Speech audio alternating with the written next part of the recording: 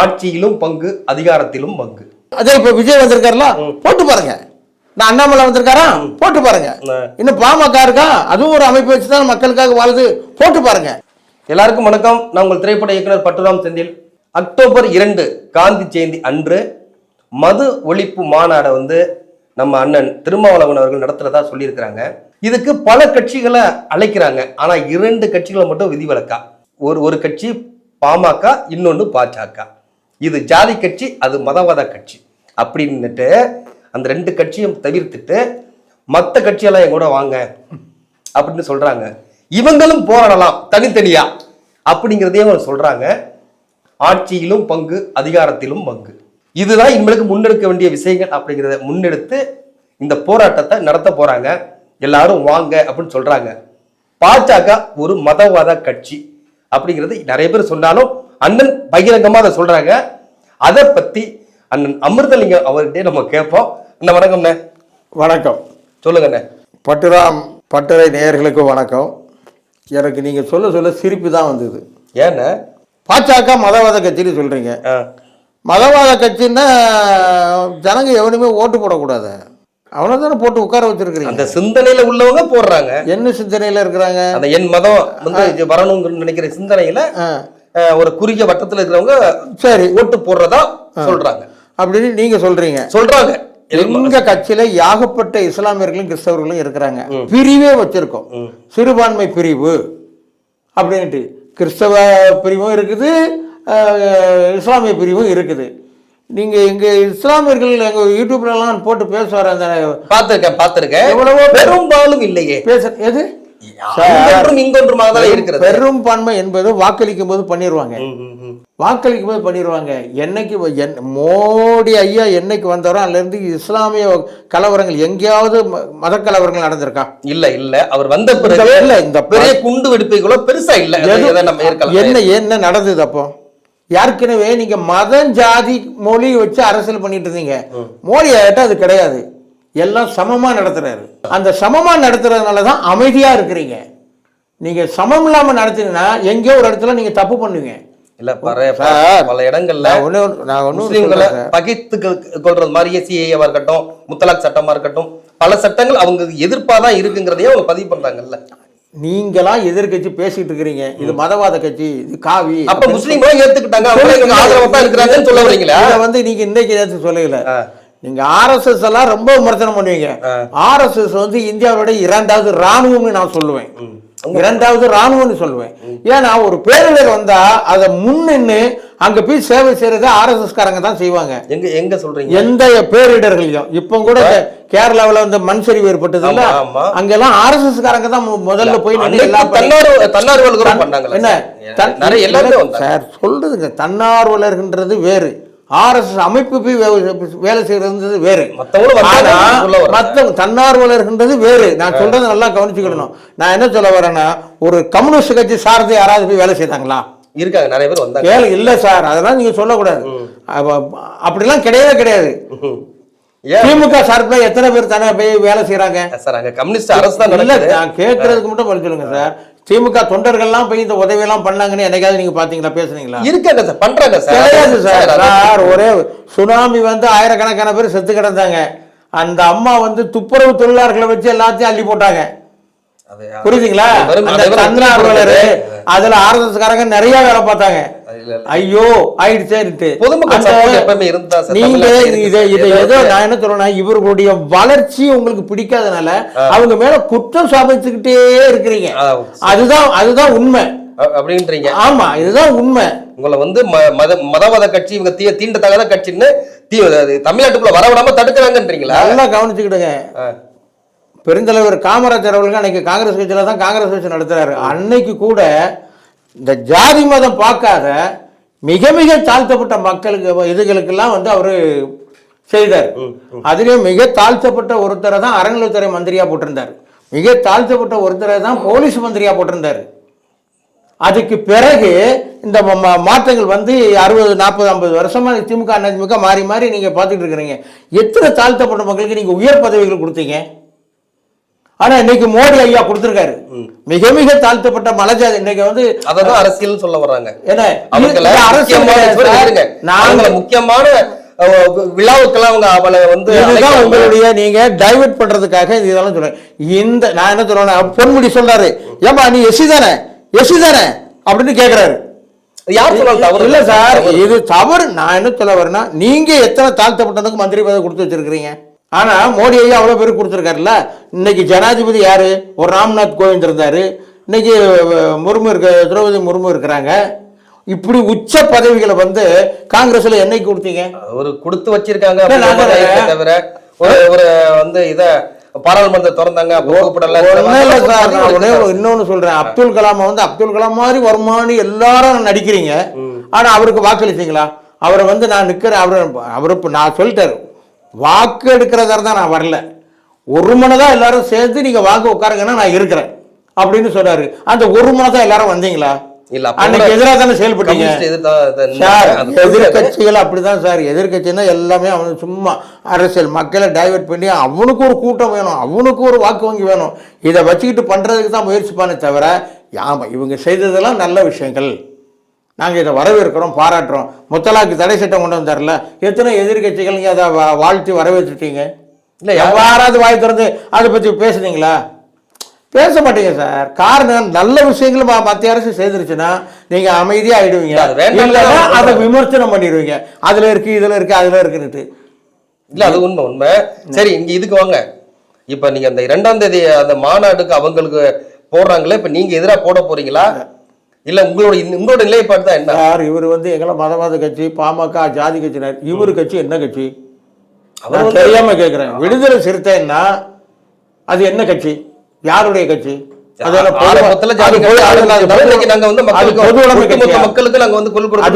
கட்சியா? பின்தங்கிய மக்களுக்காக தொடங்கப்பட்டது அவர் சொல்றாரு. ஒடுக்கப்பட்ட மக்களுக்காக, தாழ்த்தப்பட்ட மக்களுக்காக. எங்க யாரும் ஒடுக்கி வச்சிருந்தாங்க, தாழ்த்தி வச்சிருந்தாங்க? எல்லாரும் சமமா இருக்கிறாங்க, எல்லாம் நல்லா தான். ஒரே பஸ்ல எல்லா ஜாதிகாரனும் பயணம் பண்றான். இருங்க சார், ஒரே டீக்கெட்ல எல்லா ஜாதிகாரனும் டீ குடிக்கிறான். அந்த கிளாஸ் கல்வி தான் எல்லாருக்கும் போட்டு கொடுங்க, எல்லாரும் ஒன்னா குடிச்சிட்டு. என்ன பொதுமக்கள் மத்தியில நல்லா கவனிக்கணும், பொதுமக்கள் மத்தியில ஜாதி மதம் ஒன்றும் கிடையாது, எல்லாரும் சமமா போயிட்டு வந்துட்டு இருக்கிறோம். கிடையாது. காலம் மாறும்போது எல்லாம் மாறும் சார். காலம் மாறும்போது எல்லாம் மாறும். வளர்ச்சி அடையும் போது சார், தொழில்நுட்ப வளர்ச்சி. ஒரு காலத்துல செல்போன் வந்த காலத்துல ஒரு கால் வந்து 16 ரூபா வித்துது, உங்களுக்கு தெரியாது, எனக்கு தெரியும். அப்புறம் ஒரு கால் வந்ததுன்னா 2 ரூபா ஃபைன் எனக்கு. இது எல்லாம் வந்த காலம். ஆனா அது இன்னைக்கு என்ன ஆகி போச்சுது? எல்லாமே ஃப்ரீ ஆகி போச்சுது. வளர்ச்சி சார், இது வளர்ச்சி. அதைத்தான் நான் சொல்ல வரேன். எல்லா கட்சிகளும் இணைந்துதான் செஞ்சு சார், இதைத்தான் நான் சொல்ல வரேன் சார். இந்த வளர்ச்சி அது மாறும், எல்லாமே மாறும். சரி, இன்றைய சூழலுக்கு மது ஒழிப்பு மிக முக்கியமா இருக்கு சார். அது என்ன, இன்னைக்கு இளைஞர்கள் நம்ம பாக்குறோம். நம்ம ஊருக்குள்ள இருந்து சில தகவல்கள்லாம் வருது. முன்னாடி எல்லாம் கல்யாண போஸ்ட் தான் ஒரு அங்கங்க இருக்கும், இன்னைக்கு டெத் போஸ்ட் அங்கங்க இருக்கு, அதுவும் சின்ன பசங்களா இருக்காங்க. இதுக்கு காரணம் வந்து மதுவா தான் இருக்கு, பல பேர் சொல்றாங்க. ஒரு நிமிஷம், அந்த மதுவை ஒழிக்கணும்னு தான் அவர் முன்னெடுக்கிறாரு. ஒரு வாழ்த்து சொல்றது தவறு இல்லையா? ஒரு விஷயம் இருங்க, இது எல்லா கட்சியும் மது வேண்டான்னு தான் சொல்லுது. இதே திமுக கொடி பிடிச்சு போராட்டம் நடத்தி தான் நடத்தியா இருக்கும்போது, எதிர்கட்சியா இருக்கும்போது, அப்புறம் வந்த பிற்பாடு ஏன் கடையை வச்சுட்டு நீங்க டார்கெட் பண்ணிட்டு இருக்கிறீங்க? அதான் நிதி பத்தலங்கிறாங்க. இது ஒரு சப்ப. நீங்க காரணம் சொல்லக்கூடாது. உங்களுக்கு இது வேண்டாம்னா அதை முடிச்சிடணும். நிதி பற்றாக்குறை இருக்குன்னா சொல்லக்கூடாது. மக்கள்கிட்ட நிதி வசூல் பண்றதுக்கு எத்தனையோ வகையில நீங்க கரண்ட் பிள்ளை ஏத்தலையா? நீங்க பஸ் பேரை ஏத்தலையா? நீங்க எத்தனை வகையில் நீங்க எல்லாம் பத்திரப்பதிவை ஏத்தலையா? நீங்க இதெல்லாம் வாங்கிட்டு நான் என்ன கேட்கறேன், மகளிருக்கு 1000 ரூபாய் அப்படின்னு கொடுக்குறீங்க. பற்றாக்குறை எங்க இருந்து வரும்? யாருக்கு? நீங்க உங்க கஜானாவில் இலவசங்களை தடுத்தாலே போதும் கேளுங்க சார். உங்க கஜானாவில் மிச்சமா அபரிமிதமான இருப்பு இருந்து நீங்க கொடுத்தீங்கன்னா நியாயம். இலவசமா கொடுத்தா நியாயம்.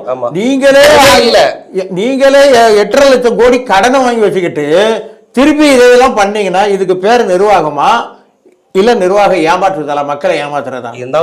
தனக்கு ஒரு என்ன சொல்றது சார், முதல்ல வந்து உங்க கஜனாவை நிரம்பி வலியிட்டு அதுக்கு பிறகு மக்களுக்கு வாரி வழங்குங்க. இலவசம் வேண்டாங்கிறீங்க சார் அதுதான் சார் உங்களுக்கு கெடுக்கிறது. இந்த நாடு ஏன் இப்படி பின்தங்கி கிடக்குன்னா இதுதான் காரணம். இலவசம் தான் மிக முக்கிய காரணம்னு அண்ணன் வந்து திடமா சொல்றாரு. ஆமா, இலவசம். நீங்க மக்களுக்கு எது, நீங்க வந்து நல்ல சாலைகளை போட்டு கொடுங்க, நல்ல குடிநீர் கொடுங்க, நல்ல மின்சாரம் கொடுங்க, நல்ல ஆஸ்பத்திரியை கொடுங்க, நல்ல கல்வியை கொடுங்க.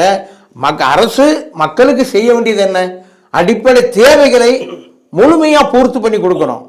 விவசாயத்துக்கு நீர்த்தேக்கங்களை கட்டி கொடுங்க, சுகாதாரமாகவும் இருக்கணும். இதைத்தானே சார் அரசாங்கம் செய்யணும். ஏன் இன்ன வரைக்கும் காமராஜர் வாழ்றாரு? அவரு நீதாராங்களை பண்ணி கொடுத்தாரு. அதனாலதான் அவரு இன்ன வரைக்கும் பேசப்படுறாரு. படிக்க வச்சதுலயும் என்ன, அவரு தேக்கி வச்சதுலயும் அவருடைய இன்னைக்கு எல்லாரும் இன்னைக்கு வந்து எல்லாரும் லா பேசுறோம், எல்லாரும் இன்னைக்கு இது பேசுறோம்னா அதுக்கு அஸ்வாரம் போட்டது யாரு?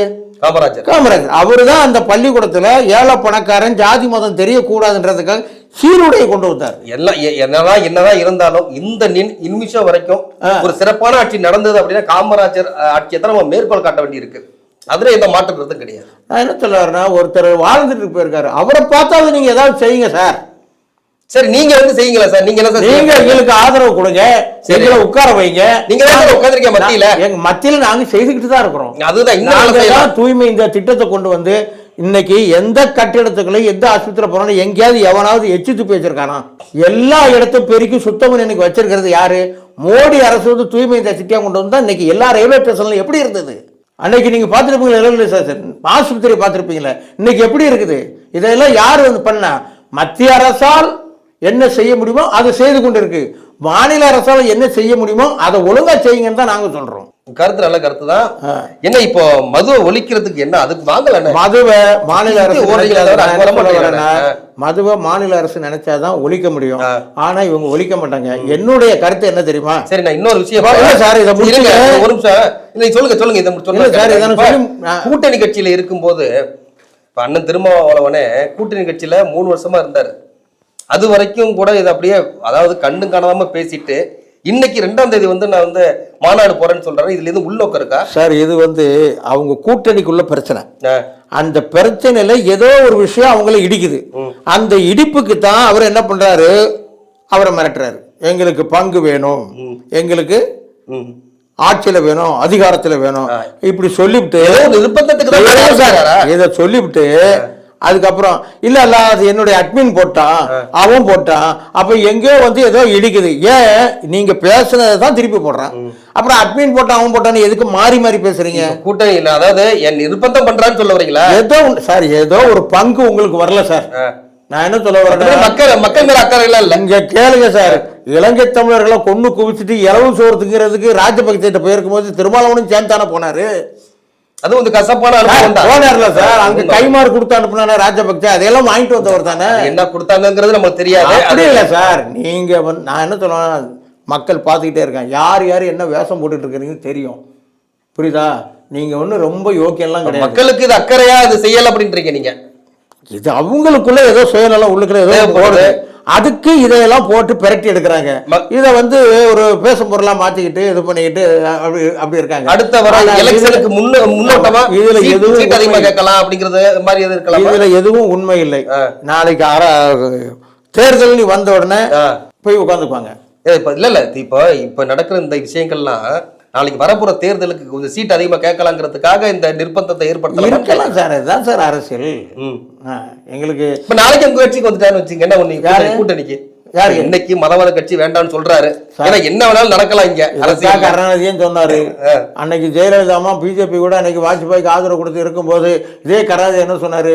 மதவாதத்தை திணித்து விட்டார், புகுத்தி விட்டார், தமிழகம் போய்விட்டது. 10 மாசம் தான் ஆதரவு கொடுத்தாங்க.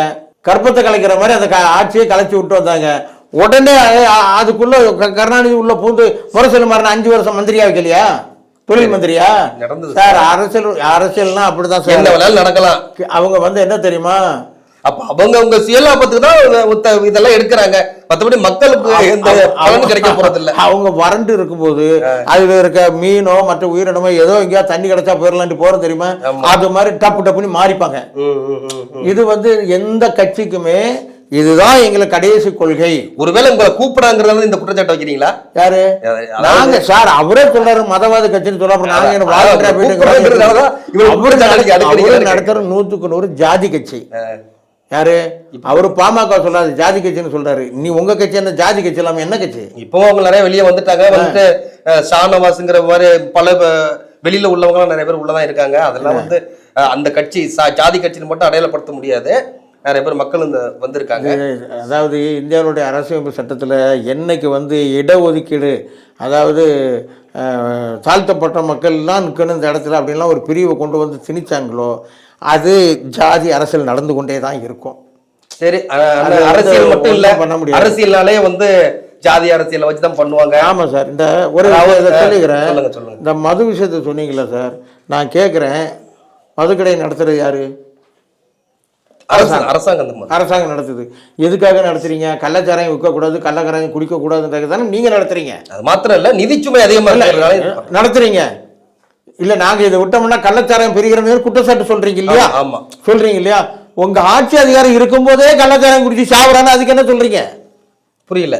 உங்க ஆட்சி அதிகாரத்துல சாராய கடை இருக்கு, அல்ல பிராந்தி கடை இருக்கும் போது கள்ளச்சாராயம் குடிச்சு ஒரு 60-70 பேர் செத்து போயிட்டானே. சமூக அதுக்கு காரணம் சொல்லுங்க, அதுக்கு காரணம் சொல்லுங்க சார். நீங்க தெரியாம சில தவறுகள் நடக்கல சார். நீங்க விக்கிற விலை வாங்க முடியல அவனால, அப்ப நீங்க என்ன பண்ணணும்? விலை குறைச்சு கொடுத்தா பரவாயில்லங்கிறீங்களா? ஆமா, அவன் 50 ரூபாய்க்கு 60 ரூபாய்க்கு தேடுறான்.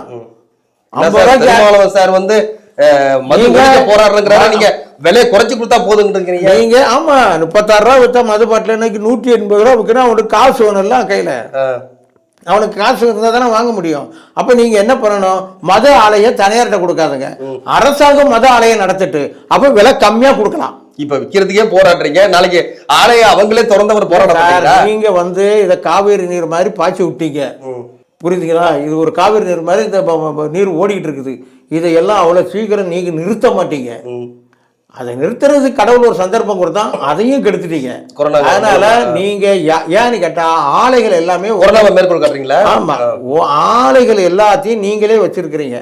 அதனால நீங்க இதை வெளிப்பேச்சியா பேசுவீங்களே தவிர மானசீகமா. என் கனிமொழி அக்கா அழகா சொன்னாங்க, நாங்கள் திமுக ஆட்சிக்கு வந்துவிட்டால் மத ஆலைகளையே நாங்கள் காய்க்க மாட்டோம்னு எங்களுக்கு மத ஆலை உரிமையாளர்களே எங்களுக்கு உத்தரவாதம் கொடுத்திருக்கிறார். ஆகவே திமுக ஆட்சிக்கு வந்தால் அவங்க வெளி மாநிலத்துக்கு கூட நாங்கள் காட்சி கொடுக்க மாட்டோம் அப்படின்னு எங்களுக்கு உத்தரவாதம் கொடுத்துருக்காங்க. அதனால திமுக ஆட்சிக்கு வந்துட்டால் நாங்கள் முதல்ல எடுக்கிற நடவடிக்கையை இந்த மது ஒழிப்பு தான். இளம் உதவிகள் உள்ள மாநிலம் தமிழ்நாடு எல்லாம் சொல்லிவிட்டு சொன்னதுக்கு வாய்க்கிற நான் அப்படி எங்கேயும் பேசலன்றாங்க.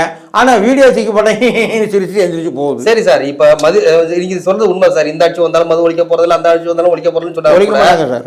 ஏன் சார் உங்களோட இந்த மக்களோட அறுவடை பண்ண முடியல? இந்த மேட்டர் யாருக்குன்னு நம்ம பேசியிருக்கோம்.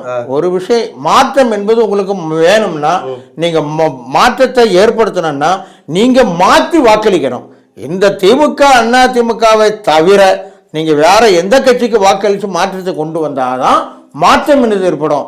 இது நீங்க மாறி மாறி இந்த 2 பேருக்கும், இந்த 2 ரவுடிகளை நீங்க விட்டு வேடிக்கை பார்க்க கடுமையான வார்த்தைகள் அடிச்சுக்கிறாங்களா சார்? மக்கள் எதுக்கு சொல்றேன், நீங்க வந்து மக்களால் தேர்ந்தெடுக்கப்பட்ட ஒரு பிரதிநிதி. இந்த 2 பேரையும் நீங்க தவிர்த்து 3வது என்னைக்கு யாரை நேசிக்கிறீங்களோ அது உங்க மனநிலையில உறுதியாகணும். வேண்டாம், இந்த 2 பேரும் வேண்டாம். சரி, மாற்று அதே இப்ப விஜய் வந்திருக்காருல, போட்டு பாருங்க. நான் அண்ணாமலை வந்திருக்காரா, போட்டு பாருங்க.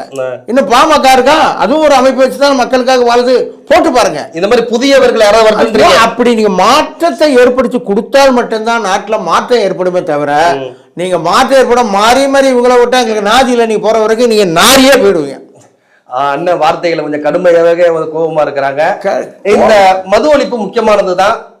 இந்த போராட்டத்தின் மூலம் அண்ணன் திருமாவளவன் முன்னெடுக்கிற இந்த போராட்டத்தின் மூலம் மது ஒழிக்கப்பட்டால் மிகப்பெரிய சந்தோஷமாக இருக்கும். அதுவும் காந்தி ஜெயந்தி அன்று அந்த போராட்டம் நடக்கிறது. அண்ணா வாழ்த்துக்கள், திருமாவளவன் மிக வாழ்த்துக்கள். இந்த போராட்டம் மிக அற்புதமாக சிறப்பாக வெற்றி பெற வாழ்த்துக்கள். வணக்கம். வணக்கம். அவருடைய முயற்சி வெற்றி பெற்றால் அதை விட சந்தோஷம் எனக்கு வேற எதுவும் கிடையாது. ஏன்னு கேட்டால் எல்லாரும் ஒழிக்கிறோன்னு சொல்லிவிட்டு கடைசியில் பங்கை வாங்கிட்டு போயிடுறாங்க. அது நடக்காமல் பார்த்துக்கிட்டா ரொம்ப நல்லது. அண்ணன் கருத்தோட நிறைவேறுவோம். நன்றி, வணக்கம்.